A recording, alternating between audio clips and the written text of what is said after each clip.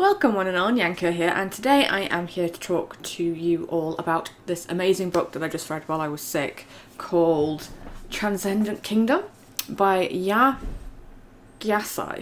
Gyasi. Sorry if I butchered that, and if I said it wrong, please, correct me in the comments. I am not afraid to be taught. This book, oh my god, where do I begin? Picked it up in my local charity shop and was like, this sounds interesting. So I'll just read you the blurb on the front of the book. So, as a child, Gifty would ask her parents to tell her the story of their journey from Ghana to Alabama, seeking escape in myths of heroism and romance. When her father and brother succumb to the hard reality of immigrant life in the American South, the family of four becomes two, and the life Gifty dreamed of slips away. Years later, desperate to understand the opioid addiction that destroyed her brother's life, she turns to science for answers.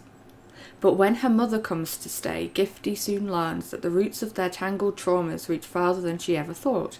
Tracing her family's story through the continents and generations will take her deep into the dark heart of modern America. Transcendent Kingdom is a searing novel about a family ravaged by forces both within and beyond their control. It is a story of love, loss, and inheritance, and the myriad ways we try to rebuild our lives from the rubble of our collective pasts. So I read it and I was like, ooh, juicy. And as I am very, very white, I love to read books by authors who are not white. I love to see their perspective on the world and what they went through and just their takes in general, really. And I cannot tell you how much I love this book. Literally, I picked it up on Saturday morning. And by Sunday morning, I was finished. I literally just sat there and read. Now the chapters are quite short, which makes it really easy to read. And it's really interesting. Gifty's story is just amazing because, where to begin? It's really complex in the sense of her sense of self, because obviously she's African American. She's a woman, she's a scientist. She has faith. She loses her faith. She gets her faith back, and it's just. Yes? Are you trying to comment on the story too? Yeah? We have a fellow book reader in the background. But yeah, Gifty is such a complex character, and it's amazing to see the story unfold and her complex dynamic with her mother, with her father, with her brother, with God as well. Now, I'm not overly religious, but it's something that to me was really interesting because I was raised religious, and I do have spirituality, and I do have questions, and I do have thoughts and stuff on religion. But it was just interesting to see some of her thoughts mirrored in a lot of my own as a child.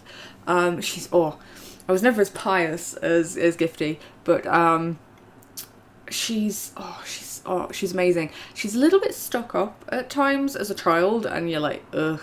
But at the same time, you're like, no, this does make a lot of sense. She's a character that you can really relate to, no matter your background, no matter your skin colour. It's just a page turner. And for me as well, because my parents were mental health nurses for the longest of times. My dad's now a lecturer in mental health, and they've worked with substance abuse and addictions throughout their entire career as well, on top of their mental health side of things. So for me, it just I can't put into words how much I loved this book. It hit so many points for me. It was sad. It was like, it was life. These tragedies do befall people. Your brother, your father, your mother could have an addiction, and especially as a young child, she doesn't understand it, and it really scares her, and at points she's ashamed, and at points she's angry, and it's such a good way of encompassing everything. But I'd say the main plot of the story is Gifty coming to terms with her life, the trauma, and learning to move forward from it. So at the beginning of the book, Gifty is 28. She is working in a Ivy League university on her PhD. She's a researcher, and she's trying to find the reason why we become addicts, why we can't stop. And she's also trying to find a way to bring people out of depressive episodes because, as you already know, she loses her brother to the opioids, but then in a way she loses her mother as well. And the story is all about her coming to terms with what happened, you know, the reasoning behind why it all happened, and trying to just basically get some sense of closure and find some sense of normalcy again. So, but it's so interesting because there are, now, warning, there is a lot of racial language used because there's no time dates given, but I'm guessing from what I can understand of like the timelines in the book, that her mother immigrated in probably the 70s, if not the 60s. Because she emigrates after she has her son, Nana, and then Gifty is actually born several years later in the States. And it does handle topics as well, like internalized racism and racism in general, which I thought was really interesting to see.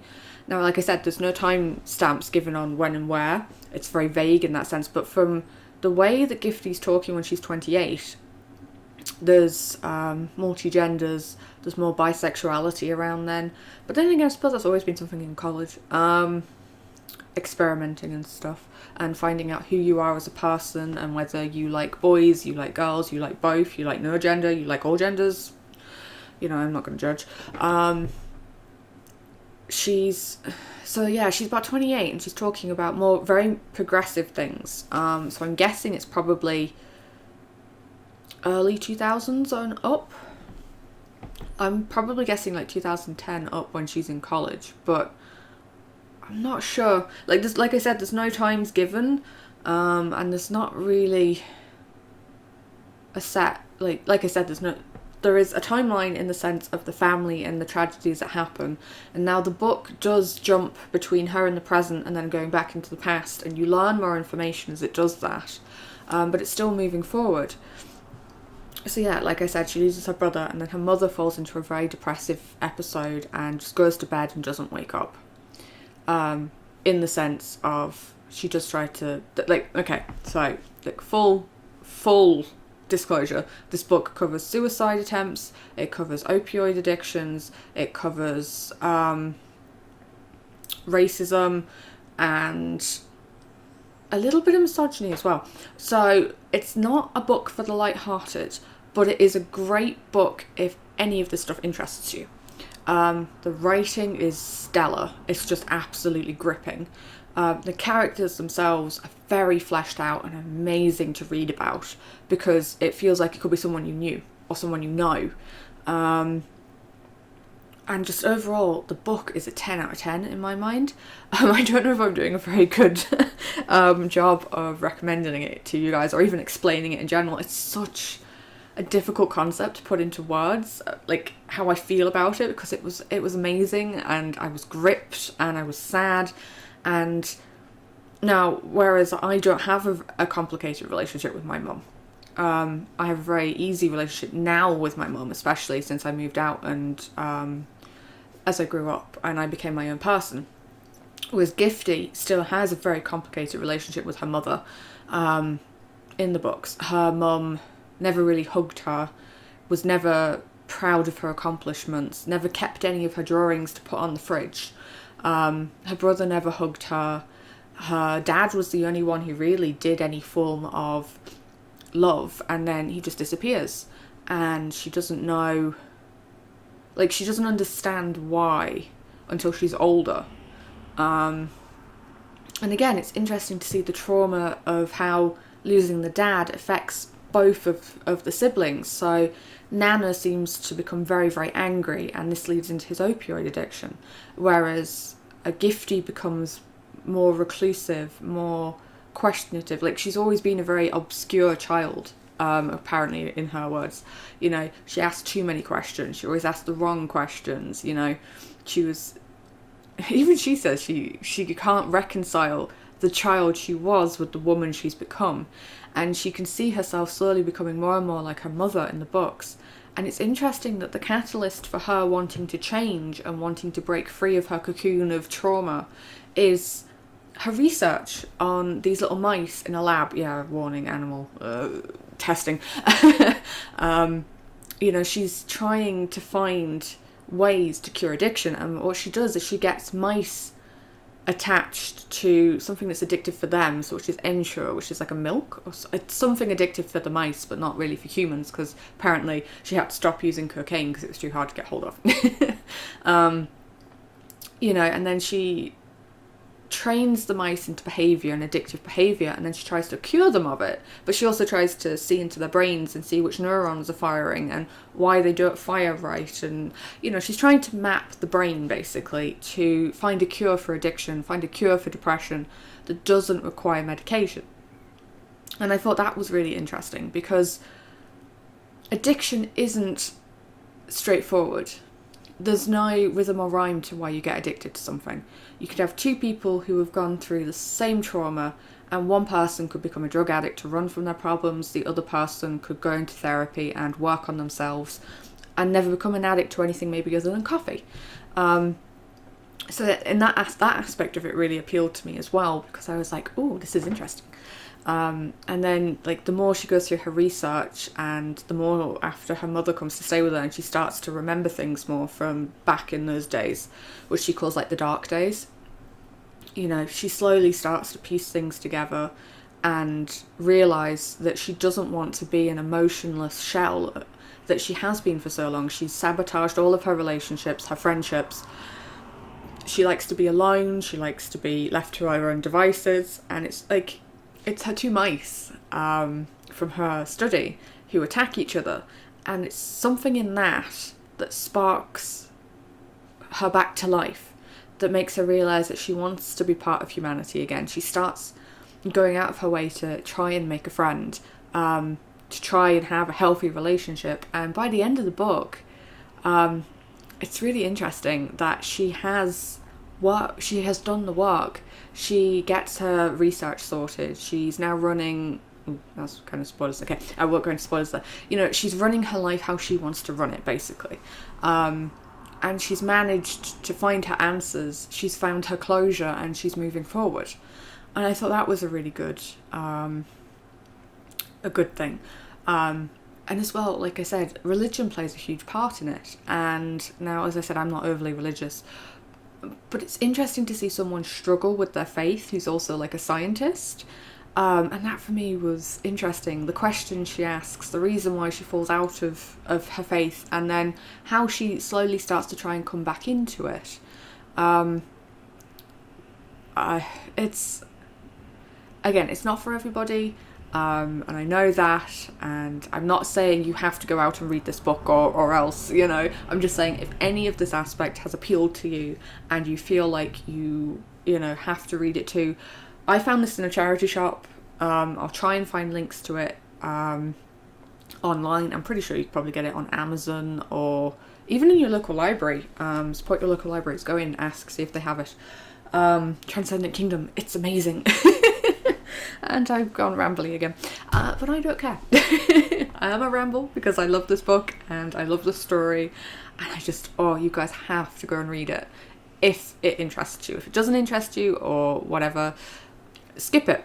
But if you do end up going and reading it because it's something that you enjoyed, let me know down below in the comment section what you enjoyed about it, who your favourite character was, why your favourite character was that person. Let me know if there's anything in it that you didn't agree with. But yeah, still not 100%, sorry. So yeah, I'm probably going to wrap it up there because my throat's about to give out on me and I need to go and get a warm drink. But Transcendent Kingdom, It's really easy to read. It's very easy to pick up and put down if you're not like a binge reader. You just need to read a couple of chapters and then put it down, come back to it, or you can just binge it like I did.